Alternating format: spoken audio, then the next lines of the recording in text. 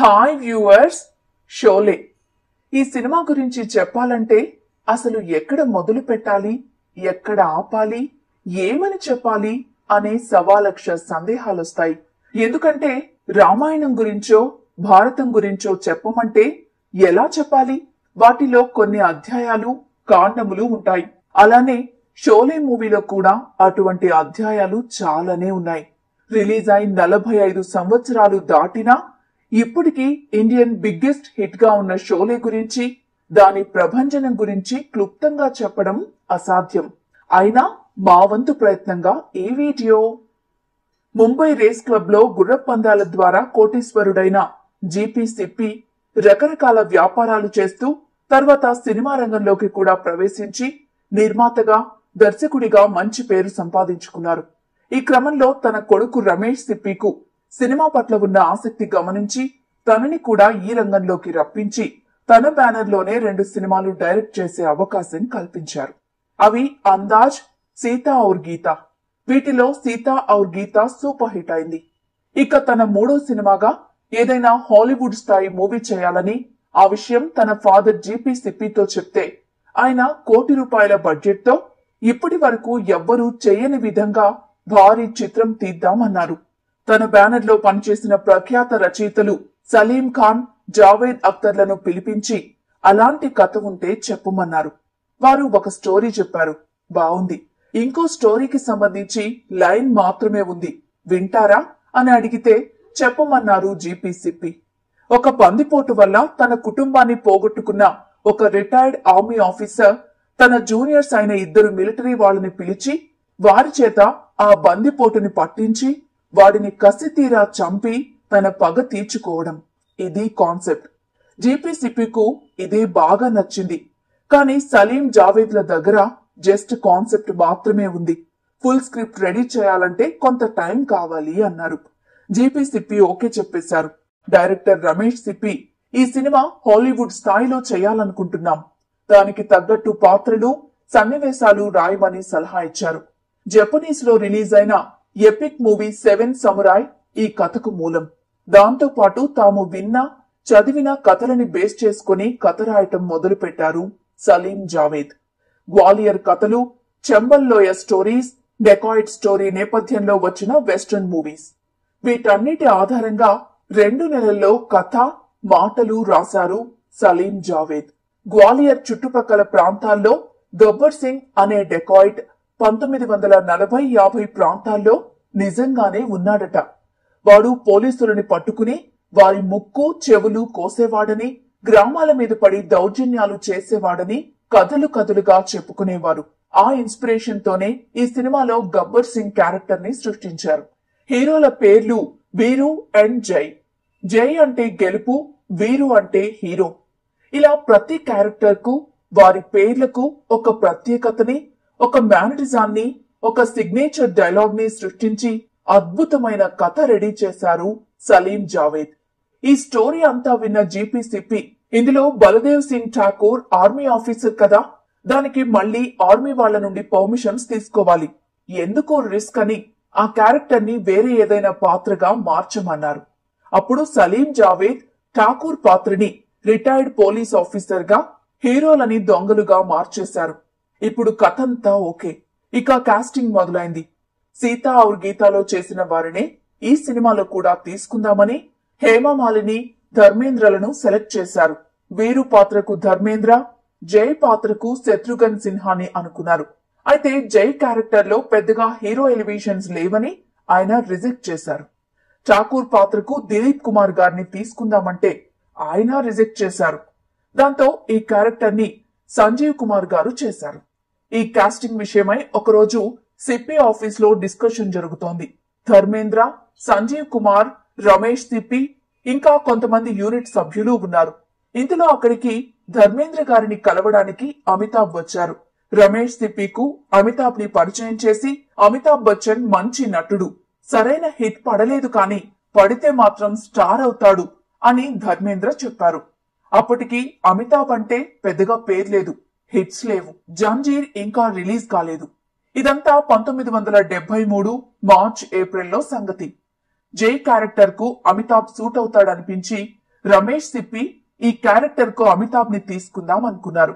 అయితే పక్కనున్న manager ఆయనొద్దు, cinema flop అవుద్ది అని చెప్పినా ధర్మేంద్ర రికమెండేషన్ తో అమితాబ్ సెలెక్ట్ అయ్యారు. తనకు జోడీగా జయా బాదురి. అప్పటికే వారిద్దరూ ప్రేమలో ఉన్నారు. అన్ని క్యారెక్టర్స్ అయిపోయాయి. ఇక మిగిలింది గబ్బర్ సింగ్ క్యారెక్టర్. ముందుగా ఈ పాత్రకు డానీ డెంజోపానే అనుకున్నారు. అప్పటికే దుండు మూవీతో ఆయన విలన్ గా గుర్తింపు పొందారు. కానీ ఆయన వేరే మూవీ కోసం లండన్ లో షూటింగ్ కు వెళ్లాల్సి రావడంతో ఆ పాత్రని వదులుకోవాల్సి వచ్చింది. రోబో మూవీలో ప్రొఫెసర్ బోరా క్యారెక్టర్ చేసిన తనే ఈ డానీ. రమేష్ సిప్పి గబ్బర్ సింగ్ పాత్ర కోసం చాలా సీరియస్ గా ఆలోచిస్తున్నారు. ఒకరోజు సలీం ఖాన్ తన కారులో రోడ్ మీద వెళ్తుంటే అంజాద్ ఖాన్ అనే ఒక తెలిసిన వ్యక్తి కనిపించాడు. నాటకాలు వేస్తూ మంచి నటుడిగా గుర్తింపు ఉంది తనకు. సలీం ఖాన్ ఫ్యామిలీకి కూడా నాటకాలతో మంచి అనుబంధం ఉండడంతో అంజాద్ ఖాన్ ని పిలిచి తన కారులో ఎక్కించుకున్నారు. అప్పటికి అంజాద్ ఖాన్ 2-3 సినిమాల్లో జూనియర్ ఆర్టిస్ట్ వేషాలు వేసి అవకాశాల కోసం తిరుగుతున్నాడు. గబ్బర్ సింగ్ పాత్రకు ఇతన్ని రికమెండ్ చేద్దాం, కొత్తవాడైతే ఫ్రెష్ ఫీల్ ఉంటుంది కదా అని నేరుగా అంజాద్ ఖాన్ ని తీసుకుని రమేష్ సిప్పి దగ్గరకు వెళ్లారు సలీం ఖాన్. గబ్బర్ సింగ్ పాత్ర, నడక, హావభావాలు గురించి తీక్షణంగా ఆలోచిస్తున్న రమేష్ సిప్పి సడన్ గా అంజాద్ ఖాన్ ని చూసి ఆశ్చర్యపోయాడు. ఎందుకంటే అతని కళ్ళు సేమ్ తను ఊహించుకుంటున్న గబ్బర్ సింగ్ కళ్ళలాగే ఉన్నాయి.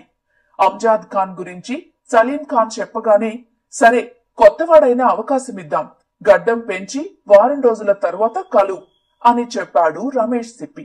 అంజాద్ ఖాన్ కు పిచ్చి పట్టినట్లయింది. ఇంతమంది మహామహుల మధ్య తనకి అవకాశమా అని. రమేష్ సిప్పి చెప్పినట్టు ఈ వారం రోజులు గడ్డం పెంచి ఆ పాత్రకు తగ్గట్టు యాక్టింగ్ ప్రాక్టీస్ చేయడం, ఖురాన్ పట్టుకుని అల్లాని ప్రార్థించడం, ఇదే అంజాద్ ఖాన్ దినచర్య. వారం తర్వాత గడ్డంలో తనని చూసిన రమేష్ సిప్పి తననే ఫైనల్ చేశారు.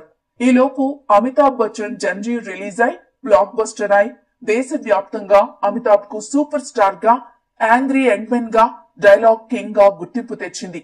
దాంతో జై క్యారెక్టర్ లో కొన్ని మార్పులు జరిగాయి. ఇందులో జై చనిపోవాలి, మరి ఆడియన్స్ యాక్సెప్ట్ చేస్తారా అని అంతా సందేహపడుతుంటే అమితాబ్ మాత్రం అదే చేద్దామన్నారు. అలా 1973 జూన్ లో షోలే మూవీ అనౌన్స్ అయింది. బాలీవుడ్ లో దానికి అప్పుడే విపరీతమైన క్రేజ్ వచ్చేసింది. అంతకు ముందు షోలే పేరుతో ఒక సినిమా ఉండడంతో దానికి SHOLAY షోలే టైటిల్ పెట్టారు. 1973 ఆగస్ట్ లో షూటింగ్ ప్రారంభించి 1974 సమ్మర్ కు రిలీజ్ చేయాలనే ప్లాన్. షోలే సినిమాని 70mm లో తీద్దామని రమేష్ సిప్పి ఆలోచన. అప్పటికి మన దగ్గర 35mm కెమెరాస్ మాత్రమే ఉన్నాయి. ఇంత భారీ చిత్రాన్ని 70mm లో తెరకెక్కిస్తే ఇంకా ఇంపాక్ట్ ఉంటుందని ఆయన ఉద్దేశం. అప్పుడు కెమెరామ్యాన్ ద్వారకా దివేచా ఒక ప్లాన్ చెప్పారు. 35 and 70mm ఈ రెండు ఫార్మాట్లలో మూవీ తీద్దాం. 35mm లో తీసిన సినిమాని 70mm లోకి కన్వర్ట్ చేసుకోవచ్చు. కాకపోతే ఇలాంటి టెక్నాలజీ లండన్ లో ఉంది, అక్కడికి వెళ్లి చేయించాలి అన్నారు. రమేష్ సిప్పి ఈ ఐడియాకు ఓకే అన్నారు. ఇందులో రామ్గర్ అనే గ్రామం ఉంటుంది. సినిమా దాదాపు ఆ ఊరు, దాని చుట్టుపక్కలే జరుగుతుంది. అలాంటి లొకేషన్ కోసం దేశమంతా తిరిగారు. చివరకు బెంగళూరుకు దగ్గరలో రామ్ నగర అనే ఒక ఊరిని చూశారు. ఆ ఊరైతే కరెక్ట్ గా సరిపోతుందని అక్కడ విలేజ్ సెట్ వేశారు. 100 ఇళ్లు నిర్మించారు. ఆ ఊరి అవతల గబ్బర్ సింగ్ స్థావరాన్ని సెట్టింగ్ గా వేశారు. బెంగళూరు నుండి రామ్ నగర వరకు ప్రయాణానికి అనుగుణంగా ఒక రోడ్ కూడా వేశారు. 2 నెలల పాటు 200 మందికి పైగా వర్కర్స్ తో 40 లక్షలకు పైగా ఖర్చుతో ఈ విలేజ్ సెట్ పూర్తయింది. ఎక్కువ భాగం షూటింగ్ అక్కడే కాబట్టి నటీనటులు ఉండడానికి స్థావరాలు ఏర్పాటు చేశారు. ఆగస్ట్ నుండి షూటింగ్ అనుకున్నారు, కానీ జూన్ లో అమితాబ్, జయా బాదురిల మ్యారేజ్ అవ్వడం, వారు 2 నెలల పాటు హనీమూన్ కు ఫారిన్ వెళ్లడంతో షూటింగ్ అక్టోబర్ కు వాయిదా వేశారు. అలా వారు తిరిగొచ్చాక 1973 అక్టోబర్ 2న గాంధీ జయంతి సందర్భంగా షోలే ఓపెనింగ్ చేద్దాం అనుకున్నారు. ఆ రోజు ఫుల్ వర్షం. దాంతో అక్టోబర్ 3వ తేదీ నుండి షూటింగ్ ప్రారంభమైంది. వర్షాకాలం కావడం, అవుట్డోర్ షూటింగ్ అవడంతో చాలా సార్లు షూటింగ్ కు అంతరాయం కలిగేది. పైగా ప్రతి షాట్ 2 సార్లు తీయాలి. ప్రతి సీన్ కు వారం రోజుల టైం పట్టేది. ఏదోస్తి పాటకు 20 రోజులు పట్టింది. గబ్బర్ సింగ్ ఇమాం కొడుకు అహ్మద్ ని చంపే సీన్ కోసం ఇంకో 20 రోజులు పట్టింది. ఒక రోజు ఉన్న లైటింగ్ ఇంకో రోజు ఉండకపోవడంతో షూటింగ్ బాగా లేట్ అయింది. సంవత్సరాలు అయిపోయినా సగం సినిమా కూడా పూర్తవలేదు కానీ ₹1 కోటి మొత్తం అయిపోయాయి. ఇంకా సగం పైనే సినిమా ఉంది. ఇంకో ₹1 కోటి బడ్జెట్ కేటాయించారు. ఇందులో ట్రైన్ చేజింగ్ అండ్ ఫైట్ ఉంది కదా, దానికోసం గుర్రాలని రాజస్థాన్ నుండి తీసుకొచ్చారు. నెవర్ బిఫోర్ అనే రేంజ్ లో ఈ సీన్ చిత్రీకరించాలని లండన్ నుండి స్టంట్ మాస్టర్స్ ని తీసుకొచ్చారు. బొంబాయి పూణే రైల్వే లైన్ దగ్గర ఒక చిన్న ఊరిలో రైల్వే స్టేషన్ దగ్గర ఈ సీన్ ప్లాన్ చేశారు. అక్కడ ఉదయం 1, సాయంత్రం 1 మాత్రమే ట్రైన్స్ తిరుగుతాయి. ఈ లోపు షూటింగ్ చేసుకోవాలి. అలా 50 రోజుల పాటు ఈ ఒక్క సీన్ చిత్రీకరించారు. మిగతా యాక్షన్ ఎపిసోడ్స్ కి కూడా చాలా రోజుల టైం పట్టింది. అమితాబ్ చనిపోయే ఫైట్ లో అయితే ఆయనకు నిజంగానే దెబ్బలు తగిలాయి. రామ్ నగర చుట్టుపక్కల జనాలంతా ఈ సినిమా షూటింగ్, అందులోని పెద్ద పెద్ద ఆర్టిస్టులని చూడ్డానికి ప్రతిరోజు తండోపతండాలుగా వచ్చేవారు. వారి కోసం అక్కడ 1.5 సంవత్సరం పాటు బడ్డీ కొట్లు, టీ షాపులు, టిఫిన్ హోటల్స్ వెలిశాయి. జైలు సీన్స్ అన్ని ముంబై రాజ్ కమల్ స్టూడియోలో సెట్ వేసి తీశారు. అలానే ఇందులోని హింసాత్మక సన్నివేశాలని చాలా రా అండ్ రస్టిక్ గా తీశారు. ఇప్పుడు మనకు కామన్ గా అనిపించినా అప్పటికి అవి చాలా కొత్త. మొత్తానికి సినిమా 1975 మే కల్లా కంప్లీట్ అయింది. అంటే 2 ఏళ్ల పైనే పట్టిందన్నమాట. బడ్జెట్ చూస్తే దాదాపు 3 కోట్లకు దగ్గరగా ఉంది. ఇండియాలోనే అప్పటికి హైయెస్ట్ బడ్జెట్ మూవీ. ఈ మూవీని స్టీరియోఫోనిక్ సౌండ్ సిస్టమ్ లో చేద్దామనుకున్నారు. దానివల్ల సౌండ్ ఎఫెక్ట్స్ కు చాలా ఇంపాక్ట్ వస్తుంది. అయితే ఆ టెక్నాలజీ కూడా లండన్ లోనే చేయించాలి. అలా పోస్ట్ ప్రొడక్షన్ వర్క్ అంతా లండన్ లో చేయించుకుని వచ్చారు. స్టీరియోఫోనిక్ సౌండ్ ట్రాక్ యూజ్ చేసిన first Indian film Sholay. Posters మీద the greatest star cast ever assembled, the greatest story ever told అనే ట్యాగ్ లైన్ పెట్టి పోస్టర్స్ రిలీజ్ చేశారు. ఫస్ట్ కాపీ రెడీ అయిపోయింది. సెన్సార్ దగ్గరకు వెళ్లారు. 1975 జూలై రిలీజ్. అయితే సెన్సార్ వాళ్ళు ఈ మూవీలో వైలెన్స్ తీవ్రంగా ఉందని అభ్యంతరం పెట్టారు. కొన్ని సీన్స్ కట్ చేయాలని చెప్పారు. దానికి రమేష్ సిప్పి ఒప్పుకున్నారు. అయితే క్లైమాక్స్ లో గబ్బర్ సింగ్ ని ఠాకూర్ చంపే సీన్ తీసేయాలని చెప్పడంతో జీపీ సిప్పి, రమేష్ సిప్పి అస్సలు ఒప్పుకోలేదు. ఒక రిటైర్డ్ పోలీస్ అధికారి చట్టాన్ని చేతుల్లోకి తీసుకోవడమేంటి అని సెన్సార్ వాదన. వీరిని ఒప్పించడానికి జీపీ సిప్పి తనకున్న పరిచయాల ద్వారా ప్రయత్నించారు. కానీ అప్పుడు దేశమంతా ఎమర్జెన్సీ అమల్లో ఉంది. ఎవరూ నోరెత్తడానికి వీల్లేదు. గవర్నమెంట్ అధికారులదే రాజ్యం. దాంతో వారు చెప్పినట్టే వినాల్సి వచ్చింది. క్లైమాక్స్ ని మళ్లీ రీషూట్ చేశారు. ఠాకూర్ గబ్బర్ సింగ్ ని చంపేలోపు పోలీసులు వచ్చి గబ్బర్ సింగ్ ని అరెస్ట్ చేస్తారు. అది మోడిఫైడ్ సీన్. ఈ సీన్ కోసం ఎక్కడో ఆస్ట్రేలియాలో ఉన్న అంజాద్ ఖాన్ ని స్పెషల్ ఫ్లైట్ లో హుటాహుటిన తీసుకురావాల్సి వచ్చింది. మళ్లీ దాన్ని 70mm లోకి మార్చడానికి, స్టీరియోఫోనిక్ సౌండ్ యాడ్ చేయడానికి లండన్ వెళ్లి వచ్చారు సిప్పి ద్వయం. ఇలా లాస్ట్ మినిట్ టెన్షన్ తో సెన్సార్ పూర్తి చేసుకుని బయటకు వచ్చింది షోలే. ఈ సినిమా రిలీజ్ అయ్యేలోపు అందులోని నటీనటుల వేరే సినిమాలు చాలానే రిలీజ్ అయ్యాయి. షోలే ఒరిజినల్ వర్షన్ నిడివి 3 గంటల 24 నిమిషాలు. సెన్సార్ కట్స్ వల్ల థియేటర్లలో రిలీజ్ అయిన వర్షన్ నిడివి 3 గంటల 18 నిమిషాలు. దీని ఒరిజినల్ వర్షన్ 1990లో బయటకొచ్చింది. ఆర్డి బర్మన్ సంగీతం అందించగా ఆనంద్ బక్షి రాసిన పాటలు కూడా రిలీజ్ కు ముందే హిట్ అయ్యాయి. అలా 1975 ఆగస్టు 15వ తేదీ రిలీజ్ అయింది షోలే. మొదటి 2 వారాలు ఫ్లాప్ టాక్, రివ్యూస్ ఘోరంగా ఉన్నాయి. తరువాతి నుండి ప్రారంభమైంది ఇప్పటికి కూడా ఎవ్వరూ కనీ విని ఎరుగని ప్రభంజనం. ఈ సినిమా కలెక్షన్స్, రన్నింగ్, దాని ప్రభావం, టీఆర్పీ రేటింగ్, దాని తర్వాత సినిమాలోని నటీనటులకు వచ్చిన గుర్తింపు, వీటికి అంతం లేదు. ఇవన్నీ తెలుసుకుంటూ ఉంటే బుర్ర వేడెక్కిపోతుంది. 1975 ఆగస్టు 15వ తేదీ 40 ప్రింట్లతో రిలీజ్ అయిన షోలే మొదటి రోజు మొదటి వారం ధర్మేంద్ర, అమితాబ్ల క్రేజ్ తో రికార్డ్ ఓపెనింగ్స్ తెచ్చుకుంది. కానీ టాక్ అయితే ఫ్లాప్. రివ్యూలు కూడా ఘోరంగా ఉన్నాయి. అసలు ఇది సినిమా ఏంటి, హింసని ప్రేరేపించేలా ఉందని దుయ్యబట్టారు. 2వ వారం కలెక్షన్స్ లేవు. కొన్ని చోట్ల బాక్సులు కూడా వెనక్కి వచ్చేశాయి. ఈ దెబ్బతో జీపీసీపీ పనైపోయింది అనుకున్నారు. అంతా డీలా పడిపోగా ఒక్క సలీం జావేద్ మాత్రం ఏదో ఒక అద్భుతం జరుగుతుంది అనే పూర్తి నమ్మకంతో ఉన్నారు.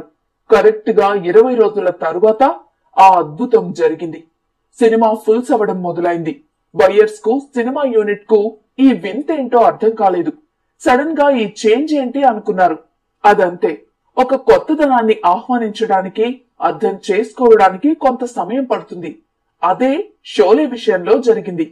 సినిమా కథ విషయానికొస్తే, రామ్గర్ అనే గ్రామంలో ఠాకూర్ అనే మాజీ పోలీస్ ఆఫీసర్ తను డ్యూటీలో ఉన్నప్పుడు అరెస్ట్ చేసిన 2 చిల్లర దొంగలు వీరు, జైలను రప్పించి వారితో ఒక అగ్రిమెంట్ చేసుకుంటాడు.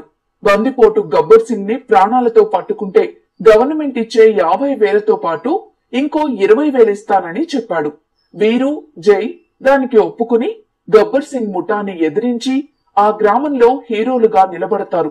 తర్వాత ఠాకూర్ గతం తెలుస్తుంది. గబ్బర్ సింగ్ ఠాకూర్ ఫ్యామిలీ మొత్తాన్ని చంపేసి అతని 2 చేతులు నరికేస్తాడు. అందుకే ఠాకూర్ ఎప్పుడూ భుజంపై శాలువాతో కనబడతాడు. ఒకరోజు గబ్బర్ సింగ్ తో జరిగిన పోరాటంలో జై వీరమరణం పొందుతాడు. దాంతో వీరు గబ్బర్ సింగ్ ముఠాని అంతం చేసి ఇచ్చిన మాట ప్రకారం వాడిని ఠాకూర్ కు అప్పగిస్తాడు.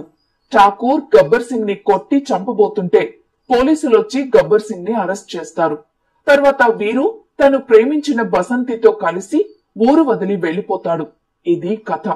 అప్పట్లో ఇలాంటి కమర్షియల్ సినిమా అప్పటిదాకా రాలేదు. ట్రైన్ చేజింగ్, గుర్రాలపై సవారీ, బాంబులు, తుపాకుల మోతలు, ఒళ్ళు గగ్గురు పొడిచే ఫైట్స్, కొత్తగా భయానకంగా అనిపించే హింస, ఎన్నడూ వినని డైలాగ్స్, గబ్బర్ సింగ్ క్యారెక్టర్, ఇవన్నీ చాలా కొత్తగా, వింతగా అనిపించాయి. అదే కాక 4 ట్రాక్ స్టీరియోఫోనిక్ సౌండ్ సిస్టమ్ తో ఫస్ట్ టైం రిలీజ్ అయిన మూవీ కాబట్టి ఆ అనుభూతి కూడా చాలా థ్రిల్ గా ఫీల్ అయ్యారు. గుర్రపు డెక్కల చప్పుడు, బుల్లెట్ సౌండ్, సెలయేరుల ప్రవాహం, ఇవన్నీ చాలా క్లియర్ గా మన పక్కనే ఉన్నట్టు వినిపించేవి. అప్పటి ప్రేక్షకులకు చాలా మందికి ఒక సీన్ బాగా గుర్తుండే ఉంటుంది. అది అమితాబ్ కాయిన్ ఎగరేసే షాట్.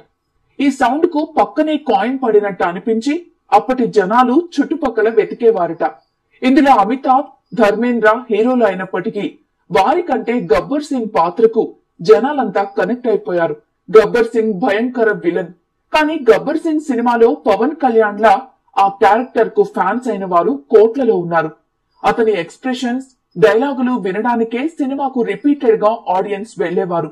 అలానే మూవీలో క్యారెక్టర్స్ అన్ని గమనించండి, చాలా బ్యాలెన్సింగ్ గా ఉంటాయి. వీరు, జై, బసంతి, రాధ, గబ్బర్ సింగ్, సాంబా, ఇలా అన్ని క్యారెక్టర్స్ బ్యాలెన్స్డ్ గా ఉంటాయి. అలానే అన్ని ఎలిమెంట్స్ కరెక్ట్ గా కుదిరిన సినిమా ఇది. Love, friendship, sentiment, comedy, romance, action అన్ని సమపాళ్లలో ఉంటాయి. ప్రతి క్యారెక్టర్ ని ఆడియన్స్ ఓన్ చేసుకున్నారు, వారితో ట్రావెల్ అయ్యారు. ఎగ్జాంపుల్, అమితాబ్ చనిపోయే సీన్ లో జనాలంతా ఏడ్చేవారు. అందుకే జనాలు సినిమాని బీభత్సంగా ఆదరించారు. సినిమా హాల్లో కూర్చుని రాబోయే డైలాగ్స్ చెప్తూ ఉండేవారు. అంటే చూసిన వాళ్ళు మళ్లీ మళ్లీ చూస్తున్నారన్నమాట. అప్పట్లో ఒక డైలాగ్ బాగా ఫేమస్, షోలే సినిమా చూసావా అని అడిగేవారు కాదు, ఎన్నిసార్లు చూసావని అడిగేవారు. షోలే సినిమా టికెట్స్ కు మామూలు డిమాండ్ ఉండేది కాదు. ఏ థియేటర్ కెళ్లినా హౌస్ఫుల్స్. 40 ప్రింట్ల నుండి 200 ప్రింట్లకు చేరినా ఆ జన ప్రవాహం తగ్గడం లేదు. దాంతో మార్కెట్ లో కొత్త స్ట్రాటజీస్ మొదలయ్యాయి.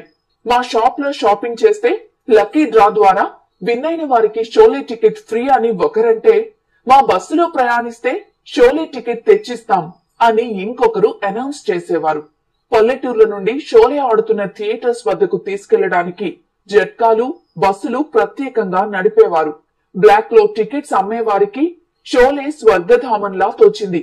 కేవలం ఈ బ్లాక్ మార్కెట్ లో డబ్బు సంపాదించిన వారు ముంబైలో ఇల్లు కూడా కొన్నారంటే ఇక ఏం చెప్పాలండి. చిన్నపిల్లలకు పావలా, ₹1 ఆశ చూపి షోలే టికెట్స్ తెప్పించుకునేవారు. అప్పుడు ₹4 బాల్కనీ టికెట్ అయితే ₹5 ఇస్తే షోలే టికెట్ తెచ్చిస్తామంటూ కొంతమంది ముఠాగా ఏర్పడి వేలల్లో డబ్బు సంపాదించారు. షోలే అనే పేరుతో బట్టలు, వాచెస్, కిరాణా షాపులు, హోటళ్లు, ఇలా రకరకాలుగా భారీ వ్యాపార సామ్రాజ్యం విస్తరించింది. ఎక్కడ చూసినా షోలే షోలే. ఈ సినిమా కథ గురించి కథలుగా చెప్పుకునేవారు. అలా దేశమంతా షోలే రిలీజ్ అయిపోయి అన్ని చోట్ల ప్రభంజనం సృష్టించింది. ఒక రామాయణం, ఒక భారతంలో పాత్రల్లాగా షోలే మూవీలోని పాత్రల గురించి జనాలంతా చెప్పుకునేవారు. అప్పటి జనాభాలో అత్యధిక శాతం ఈ సినిమా చూశారు. అసలు దీని గురించి తెలియని మనిషే ఉండరు. ఇప్పటికీ కొన్ని బీసీ సెంటర్స్ లో షోలే రిలీజ్ అవుతూనే ఉంది. అలానే ఈ సినిమాకు జనాలు ఎంతలా కనెక్ట్ అయ్యారంటే అప్పుడు తీసుకున్న టికెట్స్ ఇప్పటికీ తమ దగ్గర పదిలంగా దాచుకున్న లక్షల మంది ఈ దేశంలో ఉన్నారు. మా ఊర్లో షోలే ఎప్పుడు రిలీజ్ అవుతుందా అని దేశంలో అన్ని ప్రాంతాల వారు ఎదురు చూసిన మూవీ ఇది. అలా సినిమా ఆడుతూనే ఉంది. 100 రోజులు, 200 రోజులు, సంవత్సరాల తరబడి సినిమాని జనాలు చూస్తూనే ఉన్నారు. ఇంటర్నేషనల్ మీడియా సైతం ఇదేం ప్రభంజనం స్వామి అంటూ విస్తుపోయింది. 2000లో 100 సంవత్సరాల భారతదేశం అనే బుక్ రిలీజ్ అయింది. 1900 నుండి 2000 వరకు ఇండియాలో జరిగిన 100 విశేషాలు అందులో ఉన్నాయి. వాటిలో షోలే ఒకటి. ఇక ఏ సినిమా ఆ బుక్ లో చోటు సంపాదించలేదు. ఈ సినిమాని బేస్ చేసుకుని తర్వాత ఎన్నో సినిమాలు రూపొందాయి. అందులోని పాత్రలు మరెన్నో సినిమాల్లో వాడారు. ఇలా చెప్పుకుంటూ పోతే షోలే విశేషాలు ఎంతకు తెగవు. కనీసం 2 గంటల వీడియో చేయాల్సి వస్తుంది. ఇక షోలే సినిమా ఆడియో కూడా పెద్ద హిట్ అయింది. అప్పట్లో 10 లక్షల ఆడియో క్యాసెట్స్ అమ్ముడుపోయి చరిత్ర సృష్టించింది. ముఖ్యంగా మెహబూబా సాంగ్ బాగా ఫేమస్. అందులో హెలెన్ డాన్స్ ఇంకెవరూ చేయలేరేమో. విచిత్రం ఏంటంటే పాటల కంటే డైలాగ్స్ 100 రెట్లు ఫేమస్ అయ్యాయి. ప్రతి మనిషి నోట్లో నానిపోయిన షోలే డైలాగ్స్ ని ఆడియో క్యాసెట్ రూపంలో తీసుకొస్తే 1 కోటి క్యాసెట్స్ అమ్ముడుపోయాయి. ఇక దాని గురించి చెప్పడానికి మాటలు లేవంతే. డైలాగ్స్ అన్ని జనాలకు కంఠస్థమైపోయాయి. చివరకు షోలే ప్రింట్లు వేయలేక థియేటర్స్ వారు డబ్బులు లెక్క పెట్టుకోలేక చేతులెత్తేయాల్సిన పరిస్థితి వచ్చింది. 1996 జనవరి 26వ తేదీ ఫస్ట్ టైం షోలే మూవీని దూరదర్శన్ లో ప్రదర్శించారు. ఆ రోజు సాయంత్రం దేశంలోని రోడ్లన్నీ ఖాళీ, షాపులన్నీ బంద్. దేశం మొత్తం టీవీలకు అతుక్కుపోయారు. టీఆర్పీ 67% వచ్చింది. రామాయణం, భారతం సీరియళ్ల తరువాత ఇదే హైయెస్ట్ టీఆర్పీ. ఇక ఏ సినిమా కూడా కనీసం 30% టీఆర్పీ కూడా దాటలేదు. బీబీసీ వారు ఈ సినిమాని ఫిల్మ్ ఆఫ్ ది మిలీనియం గా వర్ణించారు. ఇలా international, national TV and magazines లో Sholay all time greatest film గా సెలెక్ట్ అయింది. షోలే సినిమాలో నటించిన వారికి ఎనలేని గుర్తింపు వచ్చేసింది. ధర్మేంద్ర, అమితాబ్, సంజీవ్ కుమార్, హేమమాలిని, జయా బాదురి వీళ్ళ ఇమేజ్ ఇంకా ఎగబాకింది. చిన్న చిన్న క్యారెక్టర్స్ కూడా చిరస్థాయిగా నిలిచిపోయాయి. జైలర్, సాంబా, ఇమాం, హరిరామ్, ఇన్స్పెక్టర్ ఖురానా ఇలా అన్ని పాత్రలకు ఎనలేని గుర్తింపు. వారు ఎక్కడికెళ్లినా జనాలంతా అరుస్తూ వెంటపడేవారట. ఇక ముఖ్యంగా గబ్బర్ సింగ్ గా ఇరగదీసి దేశమంతా విపరీత ఆదరణకు నోచుకున్న అంజాద్ ఖాన్ ఈ సినిమాకు హీరో అని చెప్పాలి. తన యాక్టింగ్, డైలాగ్స్ మామూలుగా పేర్లేదు. ఈ సినిమా ఎంత సంచలనమో గబ్బర్ సింగ్ కూడా అంతే సంచలనం. అంజాద్ ఖాన్ ఇమేజ్ అప్పటి నెంబర్ 1 హీరో అమితాబ్ కు ధీటుగా మారిందంటే నమ్మాల్సిందే. గబ్బర్ సింగ్ కు హార్డ్ కోర్ ఫ్యాన్స్ అయిన వారు లక్షల మంది. ఆటోలకు, బైకులకు ఆ ఫోటో స్టిక్కర్స్ అంటించుకుని తిరిగే వాళ్ళు నార్త్ ఇండియాలో మనకి ఇంకా కనబడతారు. ఒక చిన్న ఎగ్జాంపుల్ చెప్పుకుందాం ఈ గబ్బర్ సింగ్ పాత్ర ఎంతలా పాపులర్ అనే దానికి. పార్లేజీ కంపెనీ బిస్కెట్స్ కోసం గబ్బర్ సింగ్ తో ఒక యాడ్ చేయించారు. మీరు యూట్యూబ్ లో ఇప్పటికీ ఆ యాడ్ చూడొచ్చు. దాన్ని టీవీల్లో, పేపర్లలో చూసిన జనాలు ఆ బిస్కెట్స్ ని ఎగబడి కొనేశారు. అప్పటి వరకు అంతంత మాత్రంగా ఉన్న పార్లేజీ కంపెనీకి అమాంతం మార్కెట్ పెరిగిపోయింది. చిన్నపిల్లలకు గబ్బర్ సింగ్ బిస్కెట్స్ అంటే అప్పట్లో అదో క్రేజ్. అలా ఈ సినిమాలో నటించిన అందరికీ ఒక ప్రత్యేక గుర్తింపు వచ్చింది.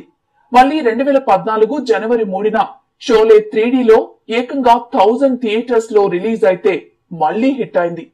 ఇక షోలే బాక్సాఫీస్ విషయానికి వస్తే సినిమా గురించి చెప్పమంటే ఎలాగోలా చెప్పేశాం, కానీ దాని కలెక్షన్స్, రికార్డ్స్, రన్నింగ్ వివరాలు చెప్పాలంటే మాత్రం అది దుస్సాహసం అవుతుంది.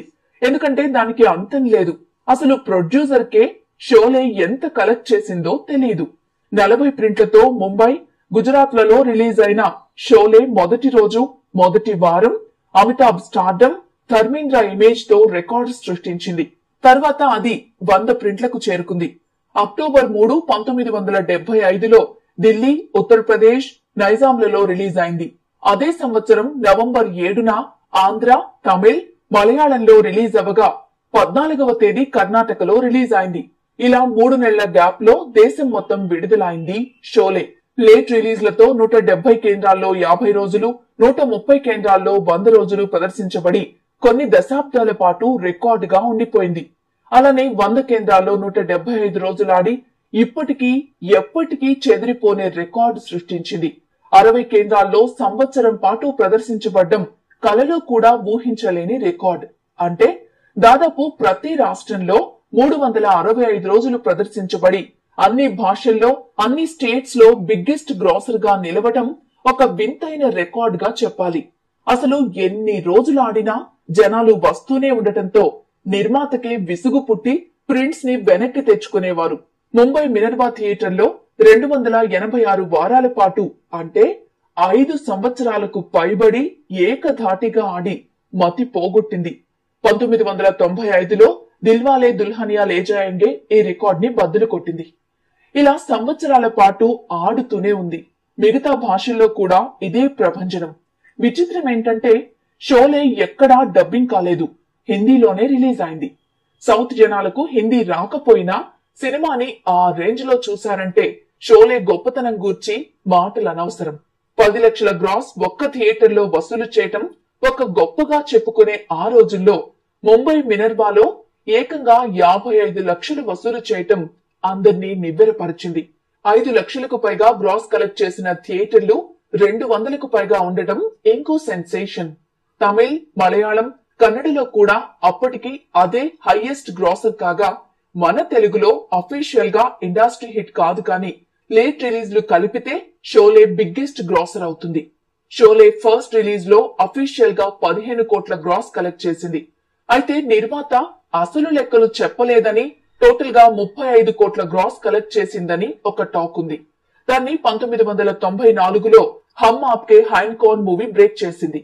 అంటే 19 సంవత్సరాల పాటు షోలేని ఇక ఏ మూవీ టచ్ చేయలేకపోయింది. అలానే అప్పటికి 15 కోట్ల మంది ఈ మూవీని థియేటర్స్ లో చూసినట్టు ఒక అంచనా. ఇది ఇప్పటికీ రికార్డే. బాల్కనీ రేట్ 2.5 నుండి 4 రూపాయలు ఉన్న ఆ రోజుల్లో ఇంత కలెక్షన్స్ అంటే ఇప్పటి బాహుబలి 2, దంగల్ మూవీస్ కూడా దీని ముందు దిగుదుడిపే. ఇక ఇంత పెద్ద హిట్ ని ఇండియన్ సినిమా చూడలేదు, చూడబోదు కూడా.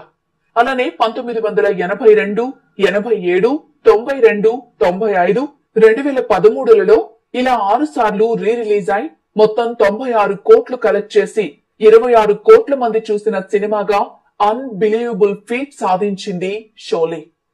నిర్మాత జీపీసీపీకు ఎప్పుడు డబ్బులు అవసరమున్నా అప్పుడు షోలే మూవీని రిలీజ్ చేసుకుని మనీ సంపాదించేవాడట.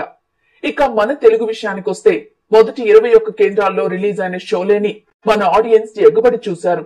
హైదరాబాద్ వారికి హిందీ వచ్చు కాబట్టి ఓకే, మరి మిగతా వారు ఎందుకు చూస్తున్నారు అంటే అదే షోలే మ్యాజిక్.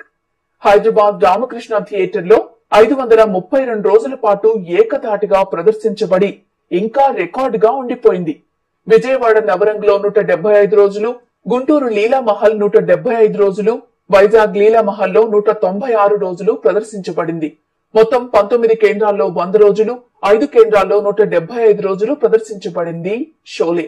1978 జనవరి 6న మళ్లీ ఒక సెంటర్ లో 100 రోజులు ఆడడం అద్భుతమైన రికార్డ్. ఇలా షోలే గురించి చెప్పుకుంటూ పోతే వస్తూనే ఉంటాయి. సో ఇంతటితో ఆపేద్దాం. షోలే అనేది ఇప్పటికీ ఎప్పటికీ నిలిచిపోయే Indian biggest hit movie. Indian cinema గురించి చెప్పాలంటే మనకు టక్కున గుర్తొచ్చే మూవీ షోలే.